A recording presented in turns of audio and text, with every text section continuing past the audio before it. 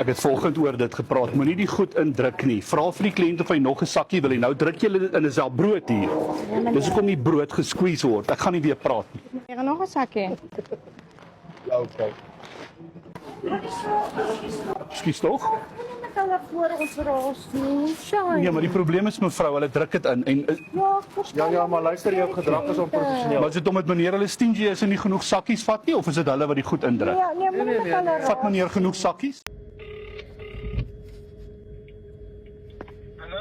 Hallo papa. Papa, iets ernstigs het nou gebeur. Ek het per ongeluk bietjie vinnig oor die stopstraat gery en toe was daar 'n spietkop agter my. Toe sê ek, toe maak ek nou maar 'n storie op en sê papa het soos van die trappe afgeval en ek nou vinnig by die huis kom. Nee, laat papa nou daar lê. En toe sê die spietkop nee, maar hy gaan nou maar soos huis toe kom om te kyk of papa nou okay is. So hy ry nou hier agter my aan. So papa moet my nou help. Jok. Ek gaan jou nie help, jokie.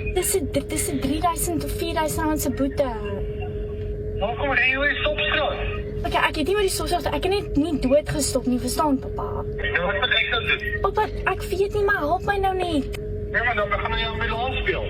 Nee, hy het gesê hy wil net sommer om te kyk of papa okay is. Dan was so, hoe jy was mama. Ek het gesê ek het nie 'n ma nie. Sê vir mamma sy moet net wegkruip, maar papa, ek moet nou ry. So maak dit net convincing, okay?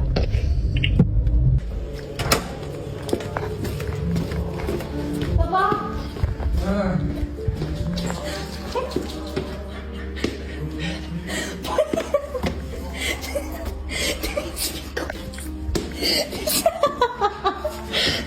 Dis nie kom passeer nie.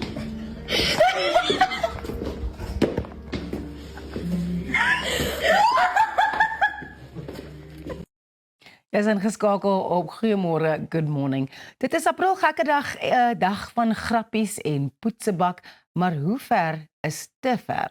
Wanneer raak 'n onskuldige grap iets wat jou in die moeilikheid kan laat beland? Ons gesels nou met die prokureur Neil Kloete van Weavent & Weavent Inc.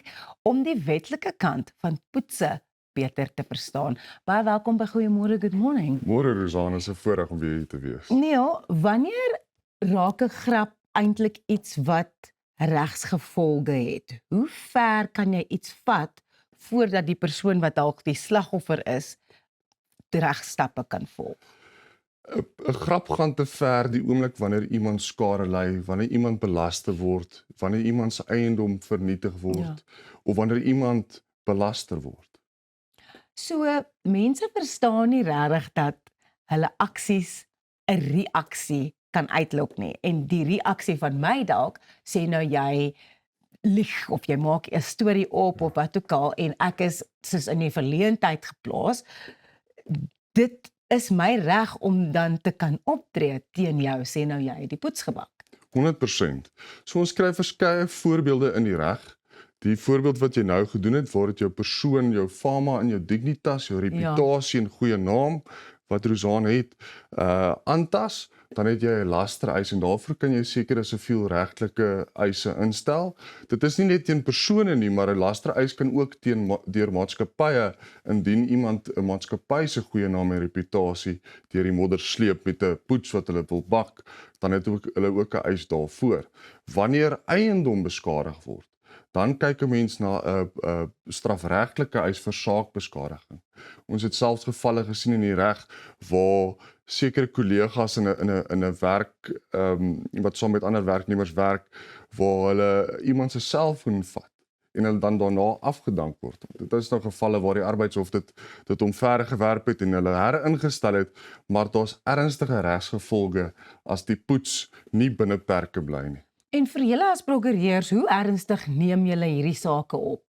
Sê nou, ek is nou, daar's valse inligting oor my versprei en ek is op 'n manier gelaster en ek kom na julle toe en sê, luister, hierdie het met my gebeur, iemand het gedink dit is 'n grappie, maar ek dink nie, dis baie snaaks nie. Ons neem alles baie ernstig op, want dit is vir die persoon wat ons nader 'n baie belangrike saak. Wanneer iemand ons nader en sê, luister, ek was nou die slagoffer gewees van 'n slegte poets of ek is belaster, dan ondersoek ons dit. Ons vra gewoonlik vir bewyse, want in terme van laster is dit baie belangrik om te sien dat dit aan sekere vereistes voldoen. Selfs gewone innuendo, soos ons na verwys, kan ook as laster beskou word. So as jy na ons toe kom, ons toets al die feite, ons kyk na die publikasie wat gewoonlik gemaak word, en dit is een van die trefwytes of een van die vereistes om 'n geldige eis te kan instel. Ja. Ons ondersoek dit en ons adviseer jou dan oor die regsgevolge en die moontlikheid van die instelling van 'n suksesvolle lastereis.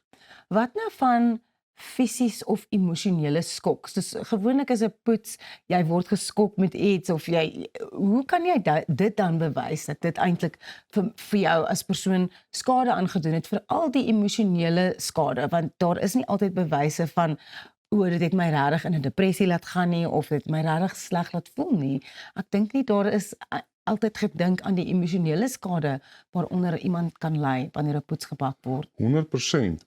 So die emosionele skade sal jy ook 'n eis voor hê, soos byvoorbeeld wanneer iemand jou privaatheid skend. Ja. Wanneer iemand jou privaatheid sou by inbreuk maak, en daar sal versekerde eis ook daarvoor wees wanneer dit subjektief deur jou ervaar word as iets wat jou emosioneel aangetast het. Ons praat van dit gewoonlik in die skadevergoedingsreg as die redelike persoon toets. Indien die redelike persoon in dieselfde omstandighede ook dit sou ervaar het as 'n skending van hulle privaatheid of dat hulle emosionele skade sou opgedoen het vanweë die daad of die poets wat teenoor hulle gebak is. So dink jy ons is op hierdie stadium 'n bietjie oorsensitief oor hierdie tipe goed? As iemand sê, "Ag man, ek het net 'n joke gemaak." Ek dink dit gaan oor die persoon. Ons maak altyd die grap en sê dat jy So julle maak ook grappies. Ons maak ook grappies. As jy die bottelstoer bel en vra met Captain Morgan te praat of as jy KFC bel en jy vra jy wil Kolonel Sanders praat, dis nie dieselfde lig as wanneer iemand persoonlik aangetast word nie. Die bedoeling kan nie noodwendig wees om die persoon aan te tas nie, maar indien dit so subjektief aanvaar word. As 'n voorbeeld, skoolkinders wat al gegaan het en 'n poets gebak het vir wat hulle gemeen het en wat hulle so bedoel het, 'n poets is vir onderwysers, dit het al in die hof gedraai. Ja, ek weet dit, hierdie is 'n kwessie waaroor ons eintlik baie langer kan praat, maar byvoorbeeld die ontgroeningsproses by 'n universiteit of 'n college of wat ook al. As iemand dan verantwoordelikheid moet neem vir iets wat as 'n groep gedoen word, wat is dan die regsproses daar? Ons sien gereeld dat studente en leerders in skole die grense toets in terme van hoe ver 'n poets geneem kan word of in die geval hoe ver die ontgroening geneem kan word. Daar's perke soos die skending van privaatheid. Ons het die geval gesien van die student wat geïrineer het na bewering in sy medestudent se kamer. Dit het ver gegaan. Daar sal selfs gevalle gewees waar studente op ander studente geskiet het met 'n windbuks. So daar is sekere perke en grense wat dit net eenvoudig te ver gaan. En weer eens kom die redelike persoon toets hier in speel wat ons spesifiek kyk om dit te beperk en dat die grense wat die ontgroening aangaan nie te ver gedryf word en iemand fisies, emosioneel of in randwaarde skade sou ly. Ja, net om jou af te sluit, ons het so 'n minuut oor. Watter raad het jy vir iemand wat dalk vandag 'n poets wil bak? Hou dit binne grense, maak dit lighartig en maak seker dat die persoon wat jy die poets mee bak, dit ook so sal ervaar. So dink aan hoe dit die ander persoon sal impakteer of die effek wat dit op die persoon sal hê as jy 'n poets sou bak. Wow.